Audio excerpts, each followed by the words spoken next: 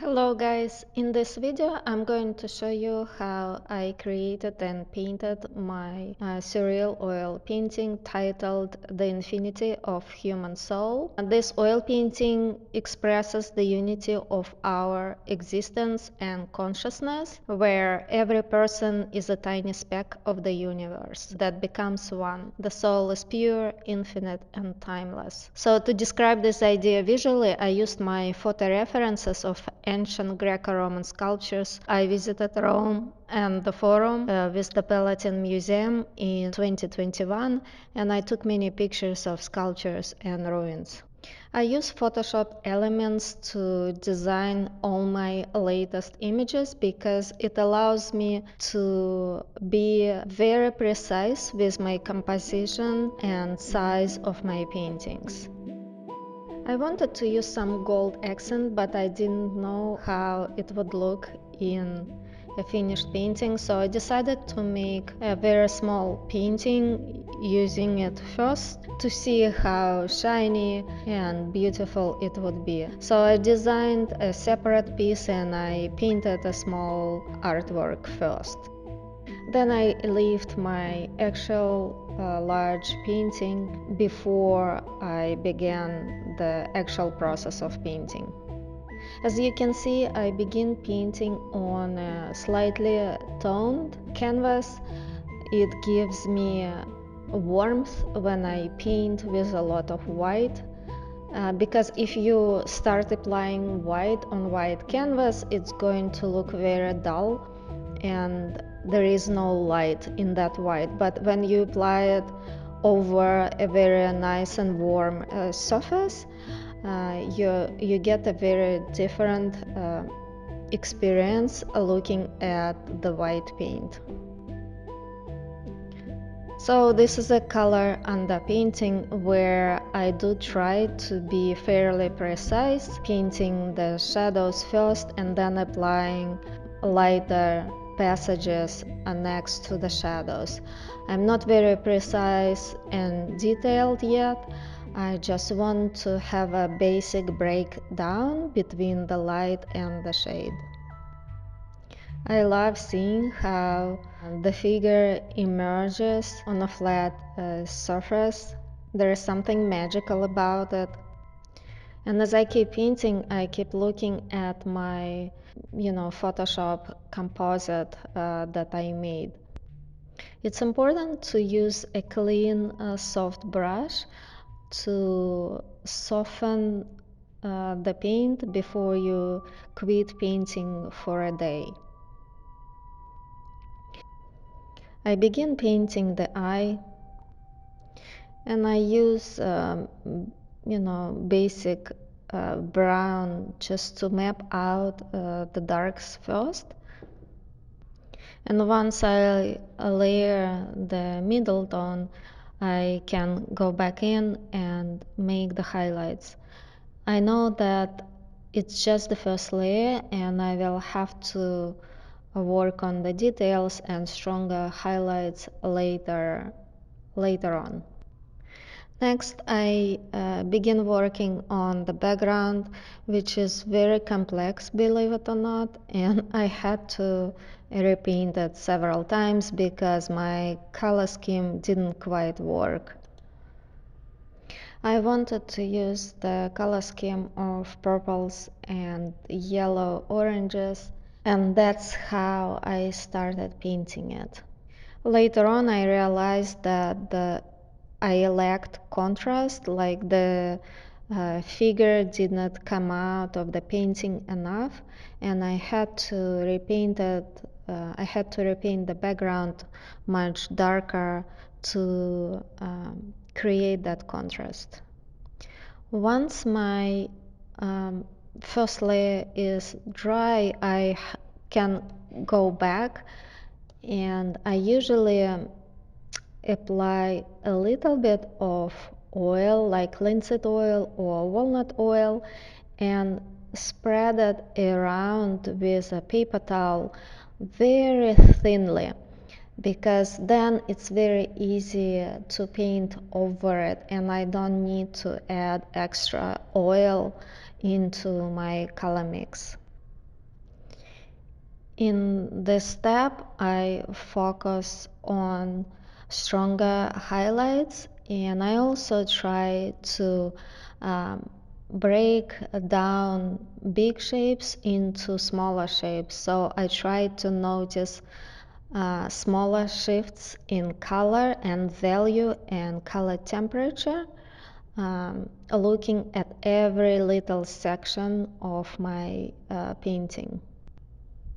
Some areas have very strong warm lights, and other areas have grayish, purplish shadows. This filmed process actually took me almost a month to complete. Most of the time, the edges appear too harsh or too sharp.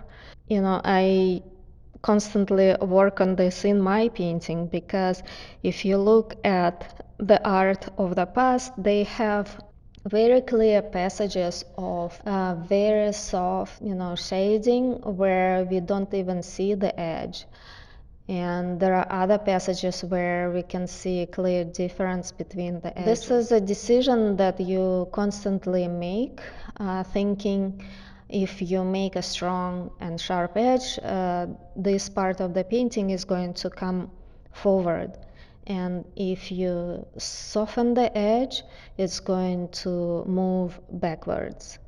And in general, I think it's a lot easier to start with the main object or the largest object first. Or if it's a landscape painting, it's different. You have to start from the background and move down to the foreground. This type of painting is different because it involves a figure, and I think it's a lot easier to start painting the major big shape first and then create the environment around it. And so I move around the figure, working the same way. I strengthen my highlights, and I find, I try to refine every area, finding shifts, subtle shifts in color temperature, and value. The ancient civilization reached such a perfection of human form that these sculptures pierce me with feelings of a transcendental beauty. The figures appear to be distilled to the very essence of human existence.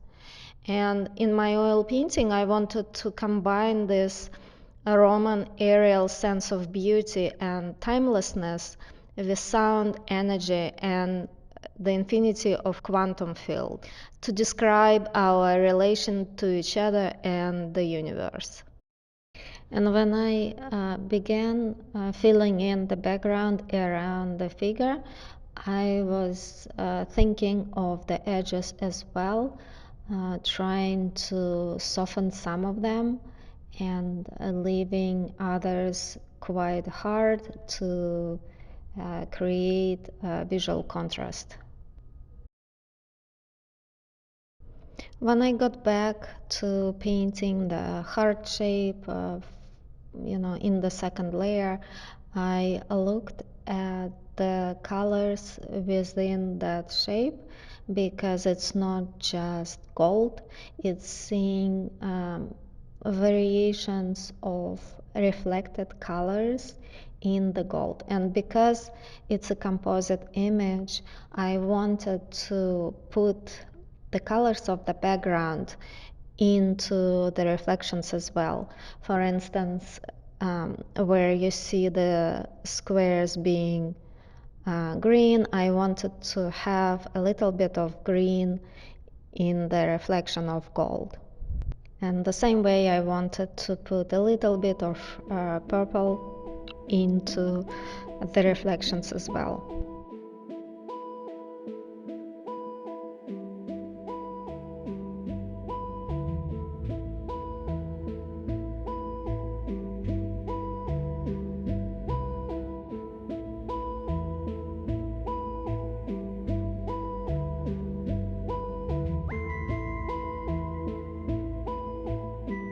And here you can see me adding details to the wings. Again, it's my second or maybe even third color layer, where I try to build up my lights, painting with thicker paint, and I look at the color of the shadow, trying not to make it too dark, because the shadows in white are light grays for the most part. And grays consist of color as well. This gray has some purple. At this step, you can go as far as you can go, or as far as your reference allows you to go, because a lot of times the reference doesn't have enough detail to put more into the painting. But at the same time, it's not necessary, because we process information differently from when we look at painting, it looks realistic, but it doesn't have to collect all the details in the world. It needs to suggest the details, but it doesn't have to be filled with the details. At the same time, I think details give your paintings focus, and so if you want to add a focal point, like if you want to add strength to your focal point, you can maximize the level of details in that area. You can also maximize the strength of your highlights in that particular area, and let the rest of the painting be less definite, less sharp, less bright. Just create a suggestion as opposed to painting everything with the same level of detail.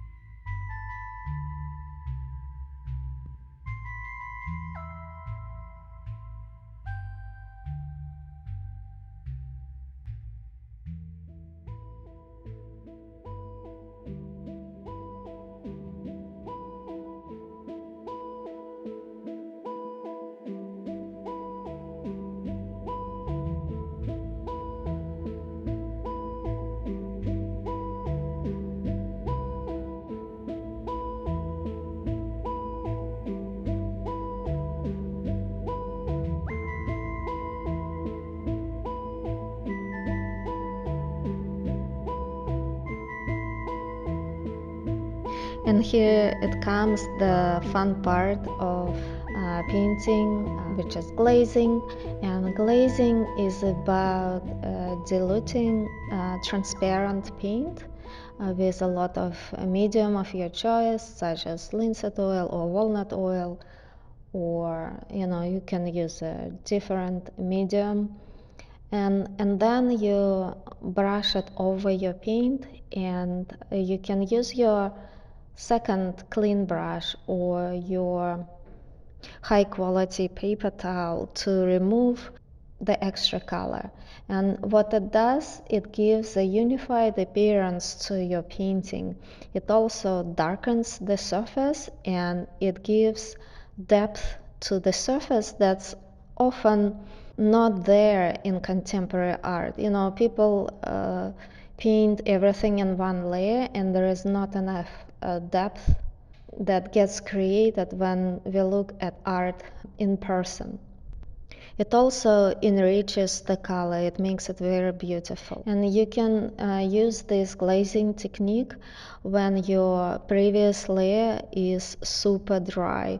If you don't follow this instruction, you'll end up mixing the paint from your previous layer to this top layer, and then when if your previous layer doesn't dry, it can crack over time because your top layer is going to dry faster than your layer at the bottom. So you don't want this to happen.